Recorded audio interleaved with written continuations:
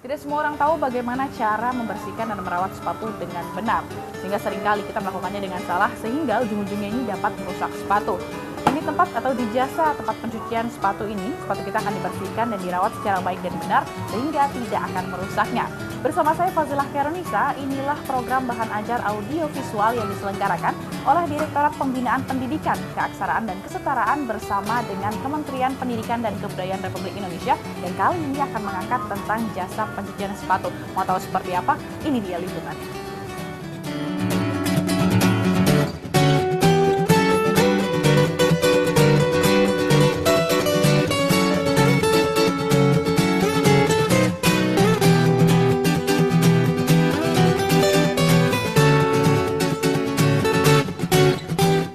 Jasa pencucian sepatu ini berdiri sejak akhir tahun 2014 lalu.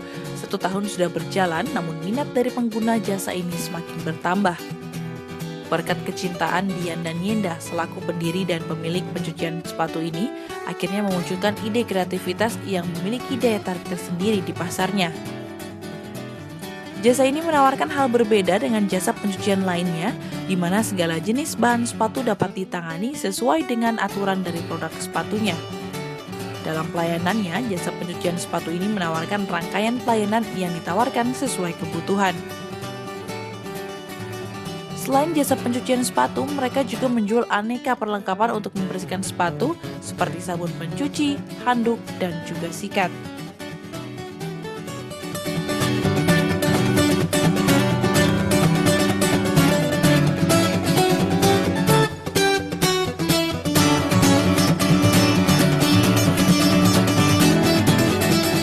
Awalnya gimana caranya bisa terbentuk Shoe Bible sebagai jasa pembersihan sepatu. Sebenarnya those owners adalah kita waktu itu pernah bekerja di PT Nike Indonesia. Jadi waktu itu kita dan semua ownernya kita punya kesempatan untuk punya akses ke sepatu-sepatu yang limited edition. Nah, kita punya masalah waktu itu gimana cara membersihkannya. Jadi sampai suatu hari ada suatu acara yang saya harus hadiri, tapi saya salah membawa sepatu, jadi harusnya pergi trail ke Malaysia pakai sepatu trail, saya memakai sepatu limited edition. Nah, sepatu kan kotor. Terus ada satu teman saya yang bilang, so your shoe now has no value, ya dia bilang gitu, karena limited edition kan berarti memang value-nya lebih tinggi daripada sepatu lainnya. Nah, di situ saya mulai berpikir gitu, itu berarti harus ada cara untuk membersihkannya, karena mungkin di kemudian hari ada masalah yang sama seperti saya juga. Nah, dari situ saya mulai explore, saya mengimport beberapa sabun juga dari luar yang kata orang ini adalah sabun paling bagus untuk membersihkan sepatu. Nah, setelah itu saya juga mencari partner, kayaknya ini akan kita bisa monetize ini, kita bisa membuat ini menjadi satu peluang bisnis, yaitu jasa pembersihan sepatu, karena saya punya kesulitan dan vendornya waktu dicari agak susah, karena yang ada itu adalah biasanya laundry yang memang laundry baju, tapi dia tidak mengkhususkan untuk mencuci sepatu. Jadi saya mencoba membersihkan sendiri dan ternyata orang-orang banyak yang menitip sepatu untuk dibersihkan melalui saya. Dari situ saya melihat peluang bisnis dan saya mencari partner, which is adalah salah satunya Yenda Handriama.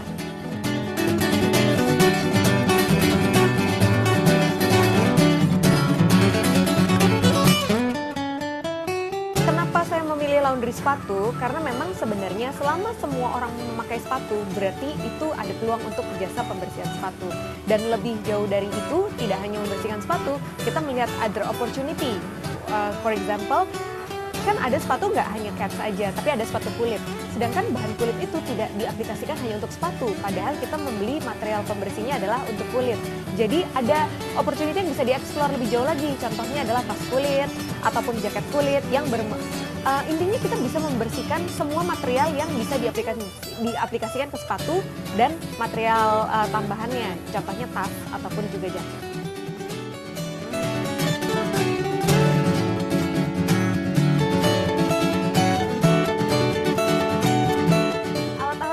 Dipunyai pada saat membersihkan sepatu adalah satu, deterjennya kalau untuk sepatu di luar kulit ya. Kedua, kalau sepatunya kulit, yang diperlukan adalah krim-krimnya. Jadi dari situ kita juga melihat peluang. Selain kita mempunyai jasa, bagaimana kalau kita juga membuat produk. Karena pada akhirnya orang akan punya dua pilihan juga. Apakah dia tidak punya waktu dan harus pergi ke cleaning service seperti kita, atau pada saat dia punya waktu dia bisa membersihkan sendiri. Dan itu yang kita lihat juga sebagai peluang bisnis pada saat kita berusaha mengimpor semua sabun-sabun yang ada dari luar, biayanya kan tinggi. Biayanya tinggi tidak hanya harga sabunnya, tapi juga bayar biaya importnya, pajaknya. Kita melihat itu menjadi satu peluang. Jadi selain kita mempunyai untuk membersihkan di jasa laundry kita sendiri, kita bisa jual ke masyarakat, kita juga bisa jual ke laundry-laundry lain yang memang dia tidak memproduksi sabun. Jadi pada intinya adalah cairan pembersih, krim treatment atau krim perawatan itu adalah hal yang paling penting. Setelah itu turunannya ada sikat, ada microfiber towel, ada tempat penyimpanan sepatu itu sendiri juga atau penyangganya.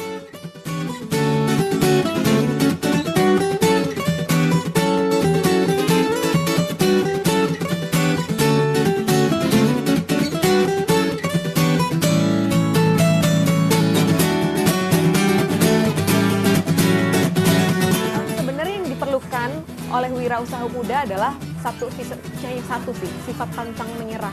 Karena dari pantang menyerah itu pasti kalau ada masalah, dia akan selalu melihat masalah itu jadi satu peluang lagi. Contohnya, waktu itu pertama kali kita membuat riset bagaimana membersihkan sepatu, bagaimana kita bisa membersihkan selain sepatu cats ya. Tadi awalnya kan kita bergerak di sports, sneakers, sampai akhirnya kita masuk ke kulit. Sebenarnya kan di situ ada banyak masalah pastinya. Pada saat treatment untuk satu sepatu dan sepatu yang lain itu berbeda. Dari situ kita melihat peluang masalah yang timbul karena riset kita ternyata antara bahan ini sama bahan ini harus punya deterjen ataupun treatment yang berbeda ya. Dari situ kita melihat peluang dan kita menciptakan produk baru lagi karena pada saat kita berusaha untuk sourcing pembersih dan kita tidak menemukan itu di pasaran, berarti ada peluang untuk membuatnya dan itu bisa kita jual. Gitu.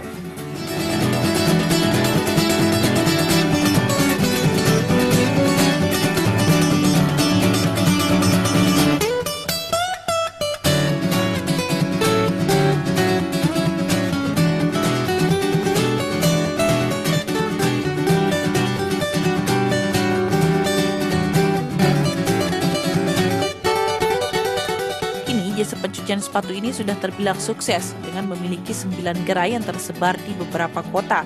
Salah satunya yaitu terletak di Pasar Santa, Jakarta Selatan. Jasa pencucian ini buka setiap pukul 11 pagi hingga pukul 8 malam.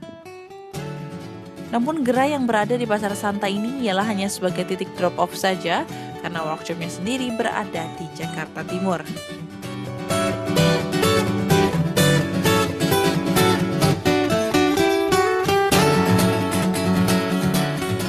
Sementara untuk waktu pengerjaan ini bisa selesai dalam 2 hingga 3 hari sesuai dengan kerumitan dan jenis-jenis bahan dari sepatunya.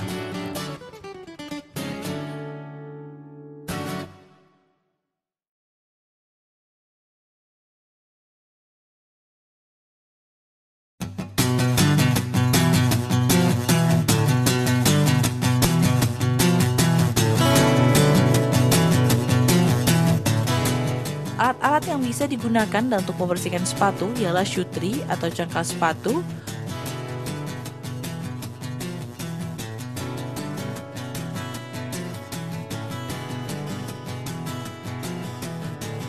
outsole brush atau sikat dengan bulu lebih kasar, dan multipurpose brush atau sikat lembut yang dapat digunakan untuk segala bahan sepatu.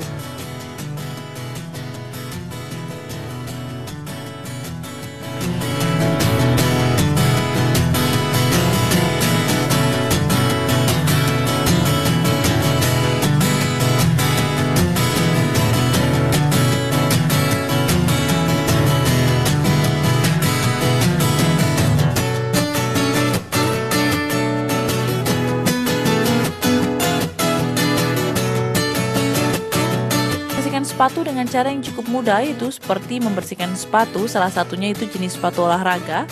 Caranya ialah siapkan 2 mangkuk yang berisi air bersih yang berisi 100 ml air, lalu campurkan salah satu mangkuk air dengan sabun sebanyak 5 ml.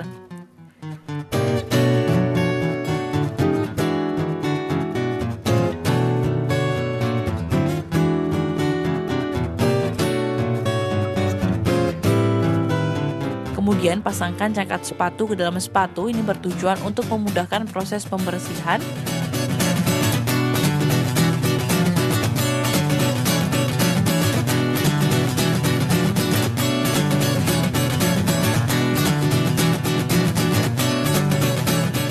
Lalu sikat sepatu dengan menggunakan air berisi sabun.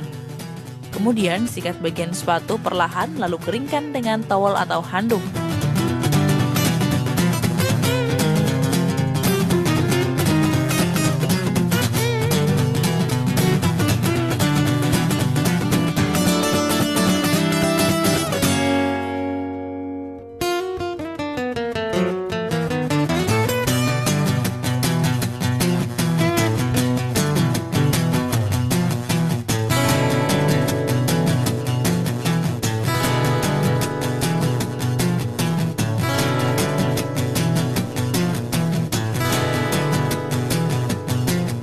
Lalu basahi lagi dengan sikat yang sudah dicelupkan dalam air bersih.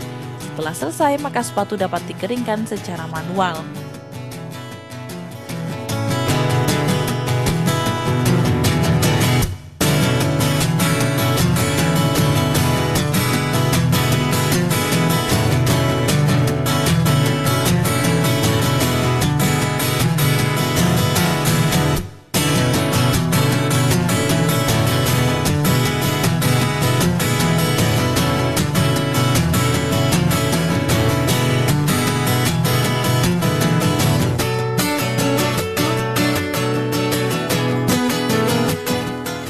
Saat ini kita mempunyai 30 orang karyawan yang bekerja bersama kita. Jadi itu dipisahkan menjadi dua, satu front end, yang kedua adalah back end. Jadi digabung di total dari front end yang menjaga di depan dan tim di workshop sekitar 30 orang.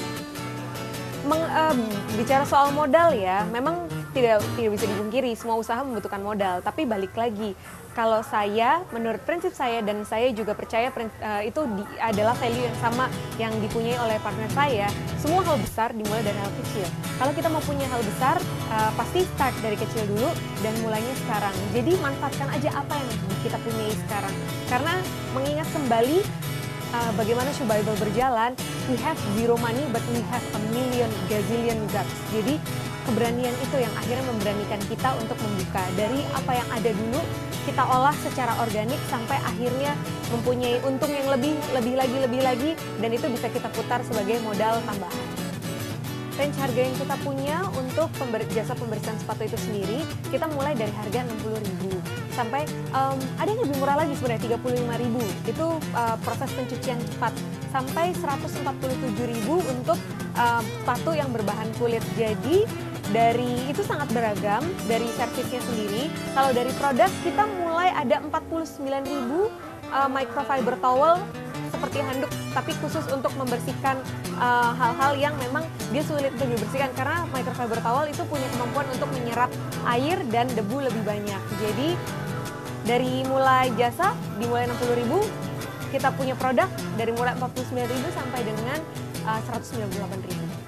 Bicara tentang keuntungan yang sudah kita dapat dari mulai pertama kali kita mendirikan bisnis ini sampai dengan sekarang, kita tidak pernah menyuntik modal lagi. Jadi sebenarnya karena kita mulai dari satu yang kecil dan sampai akhirnya berkembang, bisa dibilang dari hari pertama kita buka kita sudah untung. Gitu. Tapi bukan berarti balik modal ya, tapi kita tidak pernah nombok pada intinya gitu. Jadi kalau bicara keuntungan, mungkin kalau dibandingkan dengan usaha yang lain tidak sebesar itu, tapi bagaimana cara untuk make it sustain. Bagaimana caranya untuk kita tidak rugi, itu yang paling utama. Untuk cara promosi jasa pembersihan sepatu, pastinya adalah kita banyak bekerja sama dengan komunitas. Lebih dari hanya bekerja sama, kita membuat kerjasama yang lebih banyak lagi, kolaborasi. Apa yang kita bisa kolaborasikan dengan komunitas. Dari situ kita berusaha untuk engage dengan consumer, karena dari situ komunitas akan menyebarkan beritanya ke masyarakat luas. Jadi yang paling utama, yang paling sering kita lakukan dan kita maintain sampai saat ini adalah bagaimana caranya kita engage dengan komunitas. Salah satu yang selalu memotivasi saya untuk tidak akan dan semoga kita tidak pernah menyerah dalam keadaan apapun. Karena kita selalu ingat, hal besar itu dimulai dari hal kecil. Dan hal kecil memerlukan langkah pertama. Jadi, kapan kita bisa melakukan langkah pertama? Sekarang. Itu aja.